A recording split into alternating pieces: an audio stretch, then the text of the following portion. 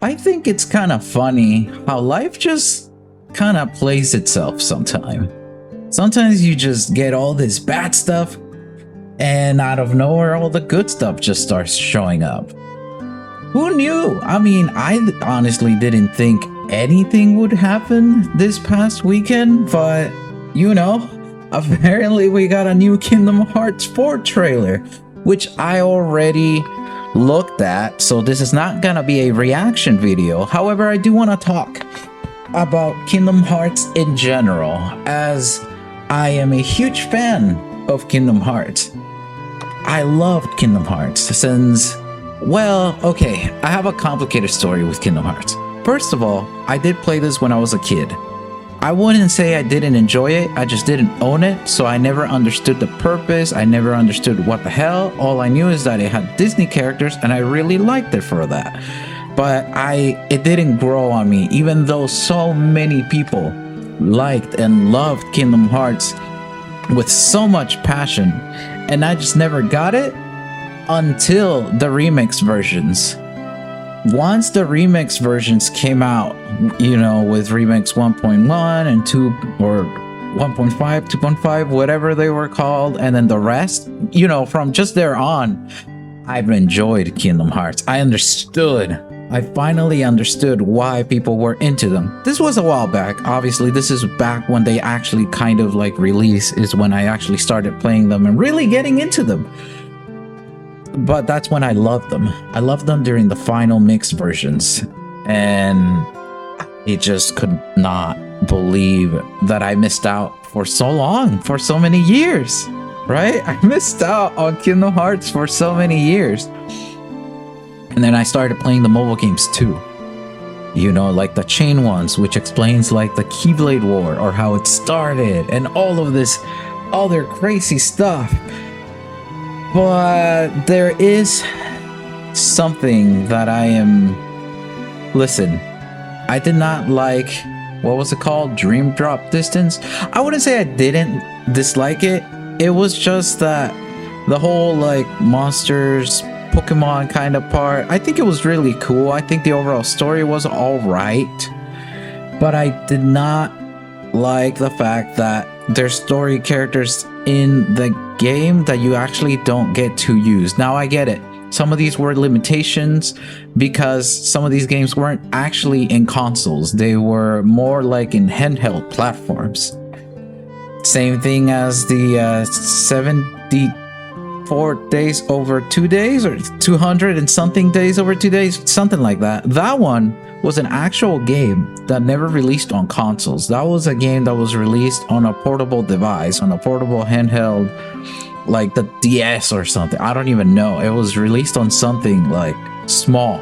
But during Final Mix, we just got all the cutscenes. That's all we got. However, I did all my research that I could. I played the Kingdom Hearts games. I platinumed them on console, except for 3, and there's a good reason why. However, I will announce this today.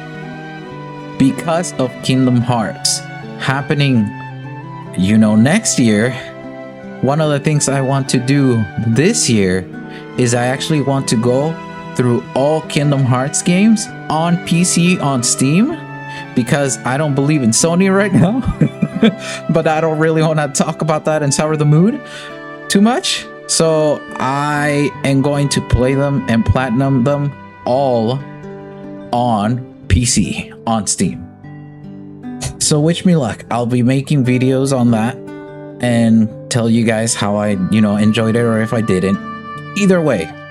So let's go to Kingdom Hearts 3. My expectations for Kingdom Hearts 3 were pretty high.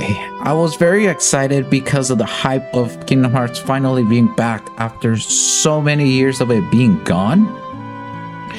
So I was very excited in that sense. However, I was blinded with that excitement.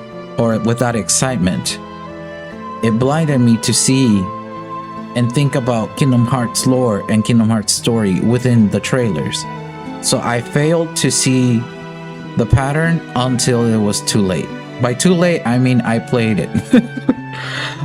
If you like Kingdom Hearts 3, all the power to you. I don't dislike you. I don't nothing. It's all good, bro. If you like Kingdom Hearts 3, you're more than welcome to like Kingdom Hearts 3.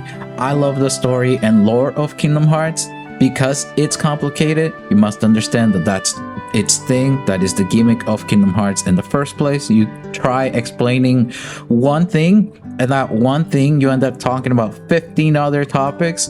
Then if someone has a question between those 15 other topics, that one subject that one person wants to talk about, it's going to lead to probably 5 others. And then you're gonna end up talking about those, going back to the 15 and trying to see if you can even finish all those 15 conversations within a day.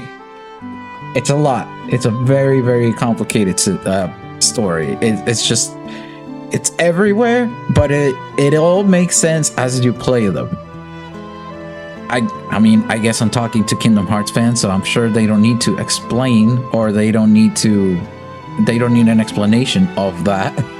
However, if you've never played Kingdom Hearts, yes, that is how it goes. Don't worry. Play them all in the order of the story if you really want to enjoy them the most for story purposes. If you just want to enjoy the games themselves, you can play them in any order, really. Just play them in the order that they released. Other than that, play them in order of story. Oh boy. Well, Kingdom Hearts 4 is something I'm very excited about.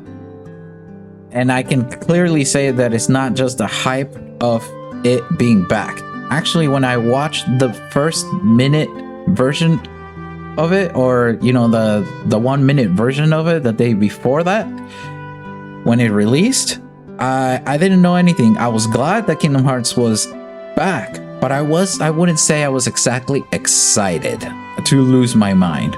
I think the more I watch the trailers, now keep in mind, what you guys are seeing is the 4-minute version of that trailer.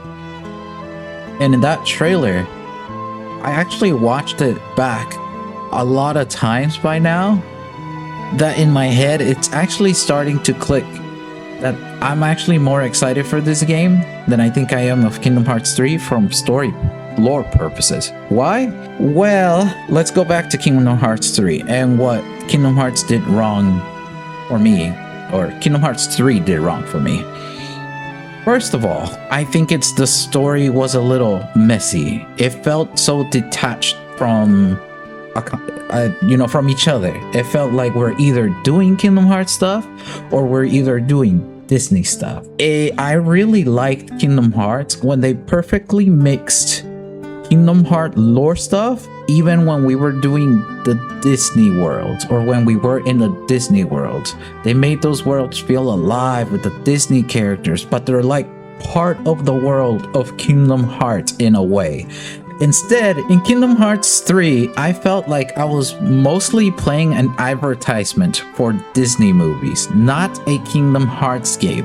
Obviously, all the Kingdom Hearts parts happened right after you're done with maybe a Disney World, or really at the end. Honestly, it's the end that makes it good. It's the DLC that makes it better. But it was just a little too late for me. So I was overall disappointed with the game, especially because I did play the mobile game, so I know about Maleficent's story and how she's trying to essentially find not the mirror world, but the true world of hers, so that she can essentially get her happy ending in a way. That's at least from what I remember. I'm obviously going to be looking this up again when Kingdom Hearts 4 shows up, but that's what I can recall that she was trying to do, and why she was trying to find the black box, because she thinks that the black box has the answers to that. Therefore, I was so excited learning all this lore, learning all these things, platinuming the games, just my level of excitement for 3 was just so big, just to kind of end up disappointed. Now, don't get me wrong, I'm Just because I'm disappointed didn't mean I did not have fun with the game. Of course I had fun with the game. Exploring was really awesome. Trying to get all the treasures were really sick. Gameplay, I think it was at its best. And it was super fun to play. And I did try to platinum it. Just because the gameplay was really actually super enjoyable. I really thought it was fun. The Toy Story world was sick. I loved the doll boss. There was just so much that Kingdom Hearts did for me to actually enjoy my time with even Kingdom Hearts 3. But from a story perspective, it killed it. I was just not into it. I was like, what is going on? Why does it not feel? Why am I not having these Kingdom Heart-esque feelings when I'm seeing the story that I should be feeling from these story segments? I did not like that. I did not like the fact that I did not feel that magic that I once had with Kingdom Hearts. And I don't know if it was just me growing up, which I really don't think so, because, well, we'll talk about it, but I really don't think it's because I grew up. But at the time, I was thinking, maybe I'm just getting old for Kingdom Hearts. Maybe my taste in story presentation or storytelling is changing. Nah, I think I went back and looked at some Kingdom Hearts stuff. I played the Remind game, the rhythm game. And obviously, at the end of that, we see more Kairi stuff. And in that one, I'm like, nah, dude. Like, nah, the magic is there. I see the Kingdom Hearts stuff here.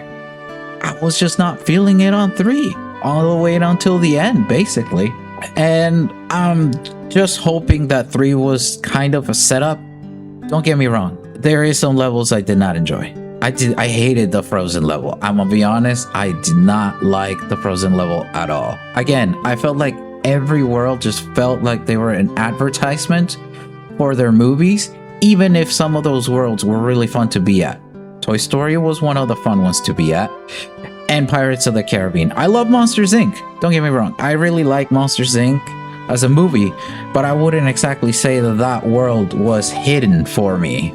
It wasn't hitting anything for me, but I love the IP of Monsters Inc. in general. I love the movies.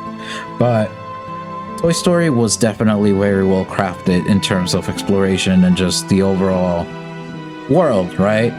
It's the story that was a little lacking, but they were all lacking. Frozen, it was extremely not needed. We could have dealt without the Frozen level and the story would have been the same.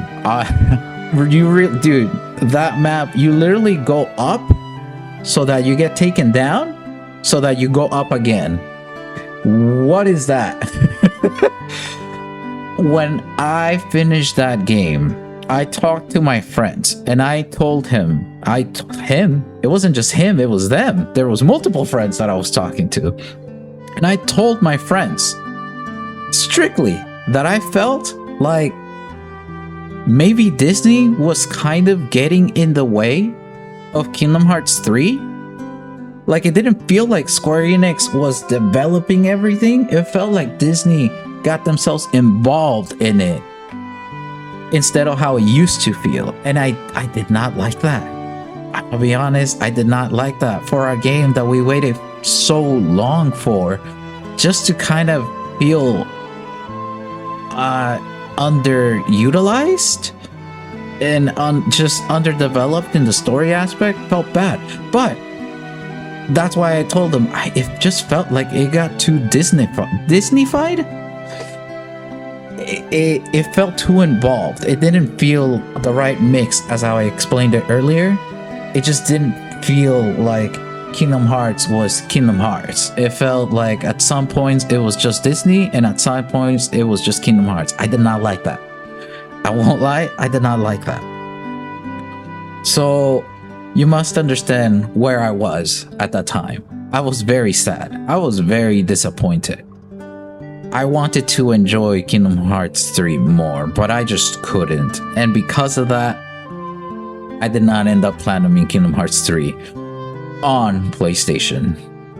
I will try and push that or push through that here on this time around whenever I get to play the whole entire, you know, Kingdom Hearts series on PC. But now let's go and talk about Kingdom Hearts 4, shall we?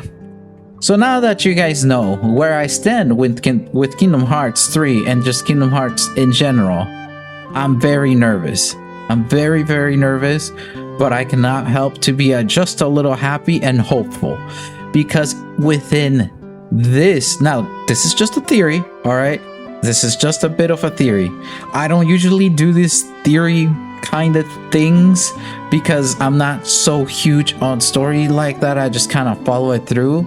But this is one of those series where you kind of have to theorize, because not everything is told or explained to you straight away or right away. It's like over time, and that's what keeps you, it's that level of mystery that keeps you wanting to play the next game and the next game and the next game, just to find your next answer that you'll actually end up finding more questions to.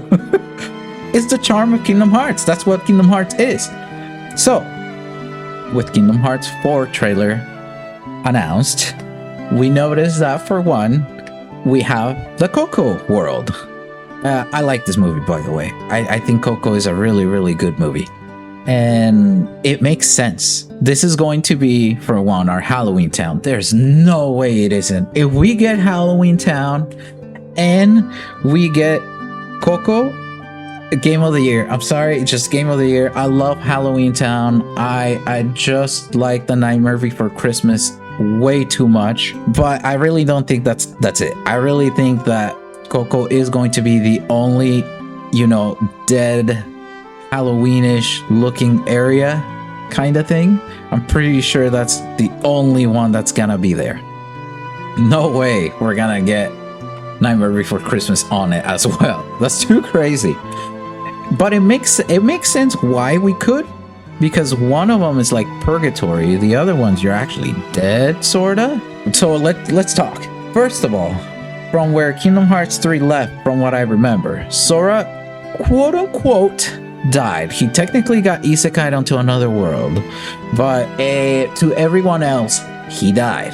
That's why Miku. Oh my god. That's why Donald and Goofy, I was gonna say Riku. Oh, but then Mickey too. Oh lord. That's why Donald and Goofy are looking for Sora at Hades World, at the Olympic Coliseum. And Hades says that he's not there. So he went to the Coco world because he's not in the Kingdom Hearts world. He's in like a mirrored world of some kind that replicates real life. And I think that's why he went to the Coco world. And see, this is the thing. That's already something to talk about, worth talking about, because I could not make these kind of connections in Kingdom Hearts 3. I didn't know why we were traveling the other worlds, like Toy Story and Frozen and Pirates of the Caribbean. Again, I love that world. Kingdom Hearts 3 Pirates of the Caribbean was just that Pirates of the Caribbean level was a chef's kiss in terms of just replayability or just gameplay. The fact that there's like a map underwater and one of them on the surface, oh, beautiful, beautiful. Anyways, the thing with this topic is that I'm already talking about what this world means to Kingdom Hearts instead of talking about how beautiful this world is to look at and how close it is to the movie. And yes, by the way, if that's a topic, Kingdom Hearts 3 or Kingdom Hearts 4 has done so well with its replications of movie kind of looks. Dude, it looks so close to the movies. Like, oh my god, we're so close, bro. It's like, oh, it's super, super close. Like extremely exaggeratingly slow. I mean, close, not slow. So far in Kingdom Hearts 4, Sora is at the Coco world, and it makes sense for the overall story because of what is going on with Kingdom Hearts. And that enough tells you that these worlds, I think, are picked more in the sense of let's try and make it make sense with the overall Kingdom Hearts story instead of just let them be there because of Disney advertisement or something. It feels like it makes sense. It just makes sense for them to be there. Obviously, we don't really know how many other worlds there is on this one, but just the fact that it makes sense for this world to be in Kingdom Hearts is already a good sign to me, telling me that perhaps this story won't be disappointing me like the third one did. Perhaps there is hope in there for me for Kingdom Hearts, because I still adore this series. I played the mobile games. I was looking forward to playing the new one that they were going to play, or that we were going to get, that's like Pokemon Go, that we never got because it got canceled. I'm for sure going to watch the series, the anime series as well. And I'll probably talk about it here, you know, tell you guys what I think about it. I don't know much or anything, honestly, about what the anime series is gonna be. I'm just hoping it's not really new things. I hope that the anime series treats itself as mini series. Like each season is probably like a different series of games that came before it. So for example, the mobile games. Why not just give me a season or two of the Keyblade War? Give me that and how it happened, because those games aren't really available anymore. So it would probably make more sense to have them be adjustable by watching it instead. So make it into an anime. I think that idea would be so much better, so that we, the viewer and the follower of Kingdom Hearts, understand more of the story without having to look up the mobile game story. It'll just be easier for everyone, I think. And I think if they go that route, where we start getting like the other games that didn't really get a game, or in Final Mix, or that they did get a game but obviously we didn't get them, we only got the cutscenes kind of thing, like the 200 over something days, right? If we can get an anime version of that one, because that wasn't playable in the Final Mix, if we can get a season or so of the mobile ones, honestly any of them, whether it's the new one that we were going to get, whether it's, I don't even know, the previous one, the Unchained whatever, Unchained Memories, I think it's the card one, but not the card one, the other ones, the X one, whatever it was called,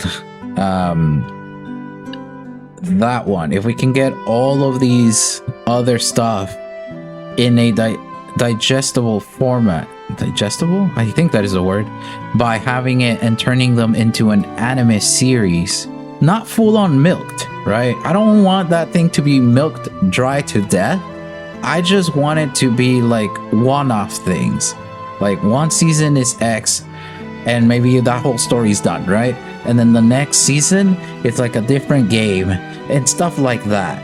I don't want it to be super milk to the point where we're trying to make all of these make sense mixed in with the game, and then at some point the story just goes, in the anime, goes off the balls to the wall to the point where it doesn't make sense with the games, and when you start connecting them it starts falling off or out and it starts making no sense at all anymore, and it's like, all right, so this is just not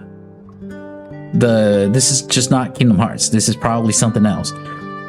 If they want to do stuff like that, what I think they could actually do for the anime series, it's make sure that they tell us straight away that maybe this is a mirrored world.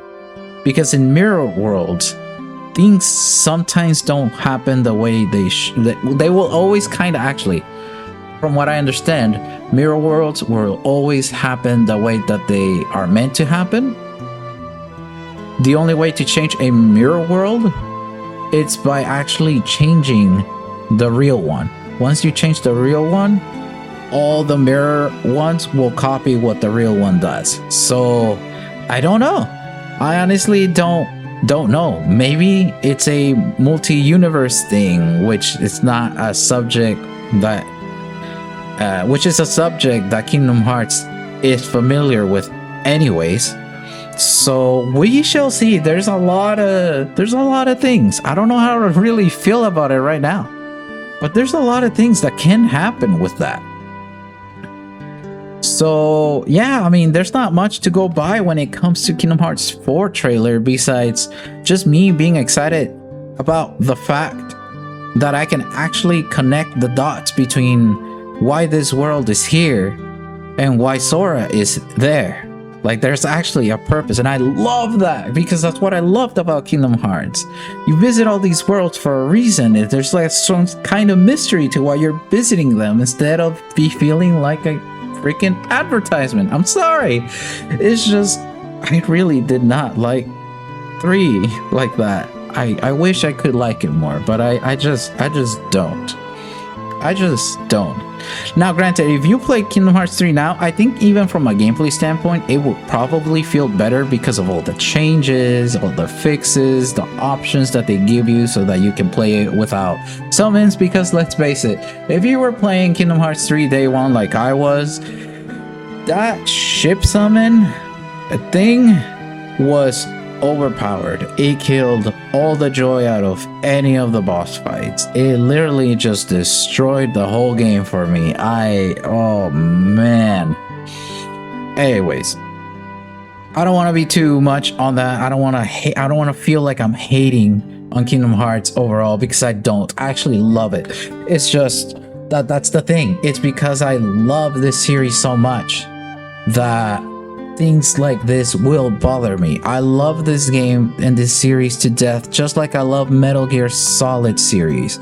I love that series a lot. I can talk about lore as well on that a lot.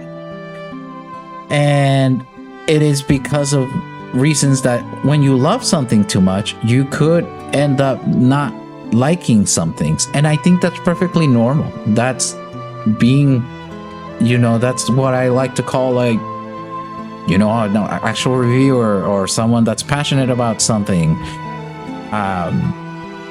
It's normal. I think it's normal to criticize something that feels off about something you're truly passionate about, right? Something that you know this lore, like it's your left hand or something.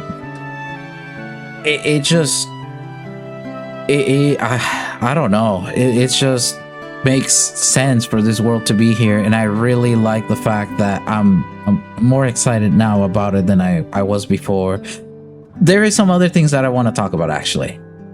Let's talk about, the overall graphics. Honestly, I look back at Kingdom Hearts 3 and wow, Kingdom Hearts 4 looks amazing. It looks so much better than 3 in my opinion. I think this is what they wanted 3 to look like. That's the idea I get in my head.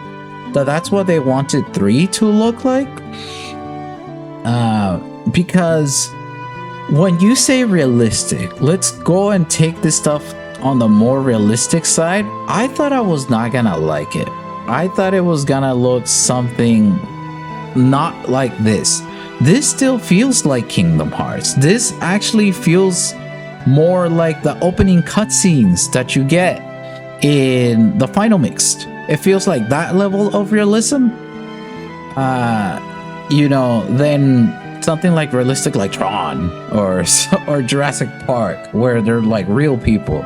He still feels like an anime character to some extent, right? Like a Final Fantasy character almost. Kinda. I actually don't hate it. I actually like it. I like how Sora looks in his quote-unquote real life self. And I really like the fact that it feels like he loses his memories, because in the trailer, at least, when he sees Donald and Goofy, he passes out. He either passes out because he remembers them then.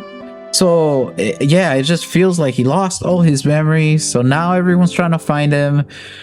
How he knows that he's a Keyblade wielder? He probably doesn't.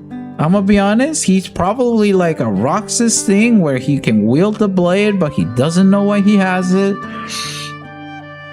There's just like so many things, right, about Sora that we just don't know yet for this game. And I would really like to see how that plays out. I'm very, very excited. The more I talk about it, actually, the more excited I'm actually getting. And I just can't, I'm sorry, I just can't help it. I just can't help it. I feel like there is hope in there for me, for me to just actually full on enjoy this story. The Mickey stuff. I think the Mickey stuff is actually super awesome. I hope you're able to play as him full on like we did in number 2. Was it number 2? Yes, I believe it's Kingdom Hearts 2, where you get to play as Mickey. And he just fights like, dude, he's just Yoda. He was just Yoda. I hope we don't just use him for puzzles. It's not a bad take for him to be just on puzzles if they keep it diverse like they showed in the trailer, because I really think that it's nice that Mickey gets to be a playable character, because Mickey doesn't have games no more. He doesn't really get games anymore. Back then, Mickey used to have so many games, and they were fun too. Like the castle one, a Dreamlight Castle. I don't even know what it was called. Where it's like a side scroller, and then there's the Wii one. I don't think the Wii one was that great. It probably wasn't that bad. But there was something about some of these Mickey games that weren't that good. But the side-scrollers, I usually really like them. So when they put that almost 2D-ish side to him in a 2D form, I'm like, hell yeah, dude. It felt like callbacks to previous Mickey games. And I really appreciated that. I really did. All this detail stuff, even with Mickey, told me, nah. This is full-on Square Enix making this game with just permission from Disney of having their IPs. That's it. But it actually feels like a Square Enix game this time around, where it actually feels like an actual Kingdom Hearts game, and I could not be more excited about it. Damn, some of these shots look beautiful for one, and they feel like they're probably part of the opening scenes, you know, with the actual CG stuff, because the fidelity on those is definitely higher than what we get to see that in-game stuff. Even though that in-game stuff looks amazing, I cannot believe that we reached the point where a cutscene or gameplay looks so good to the point where it actually looks like the cutscene kind of thing. It's so crazy how good Kingdom Hearts looks like now. It's amazing. But there's no Aqua. There's no Ventus, no Terra, no Roxas, no Shion. I wonder if they're gonna save that. The one thing I don't want this game to have, which I don't think it's going to, and the only reason why I said that I don't think it's actually going to have the same fate, is that we saw too much on Kingdom Hearts 3 with the trailers. We saw way too much. There was too many spoilers in Kingdom Hearts 3 trailers. Way too many spoilers. And we pretty much saw a lot of it on those. And I seeing how this is coming out late next year, that already tells me that we're probably going to get like 1 or 2 more trailers, and that's it. And then the game will be out. If it doesn't get delayed, that is, which I hope it doesn't. But either way, I mean, they've been saving this up for a while, right? They've been saving this up for a while, and I'm just very excited that Kingdom Hearts is back. I'm very happy that I feel this way towards Kingdom Hearts 4 specifically. I like the world that they chose. What do you guys think we're gonna see next? What do you guys think would make sense for a Disney World to be on here? If we were to see Star Wars, which dude, I don't know why they haven't yet. I know Star Wars wasn't Disney back in the day, but even then, I mean, they had lightsabers and stuff. You know, they had Star Wars stuff without Disney owning Star Wars yet. Come on, Xehanort had the lightsabers. Come on, man. So, yeah, I'm just excited. I'm sorry. I talk for too long. I talk for too long. You know, I'm just gonna end things here. I'm just gonna end it. This was a fun talk. This was a really, really fun talk. I actually don't get to do this much with you guys when I get to talk about a game and my excitement for some of these games, because either I am excited and I just wanna, and you know, it's a game I'm anticipating, but I just don't know much of the game, or it's just purely gameplay that I really like a specific game. There's just some other things, but I don't really get to make videos like these. And I really want to make more for video games that I'm super passionate about. So hopefully more games like that come out. And before we end this video, I want to announce one more thing.